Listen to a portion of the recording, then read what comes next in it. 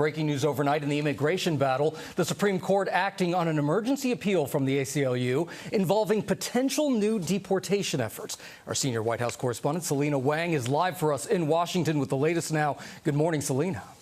Hey, good morning, Gio. The Trump administration's battle with the courts is rapidly escalating. The Supreme Court is again weighing in on their deportation plans as Senator Chris Van Hollen fights for the release of a man who was mistakenly deported to that notorious prison in El Salvador.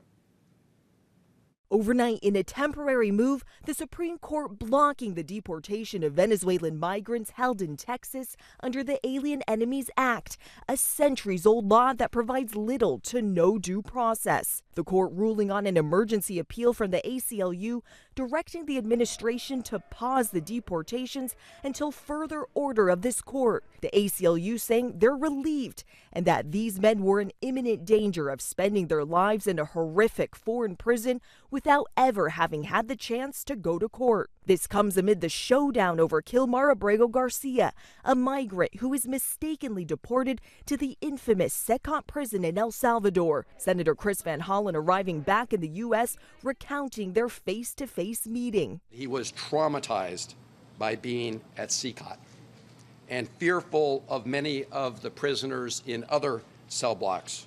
Van Hollen says Salvadoran officials gave Abrego Garcia no information about why he was sent to the prison. I asked the vice president exactly that question. Why is he here? Is he violating any laws in El Salvador? Do you have any proof that he's committed a crime? No. Why is he here? Because the Trump administration is paying us to keep him here. President Trump lashing out at Van Hollen's trip. No, look, he's a fake. I know him. I know them all. They're all fake.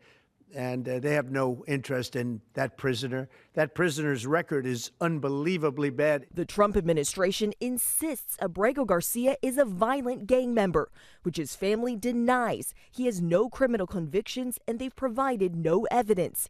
Van Hollen says the administration is blatantly defying the Supreme Court, which has ordered them to facilitate Abrego Garcia's release.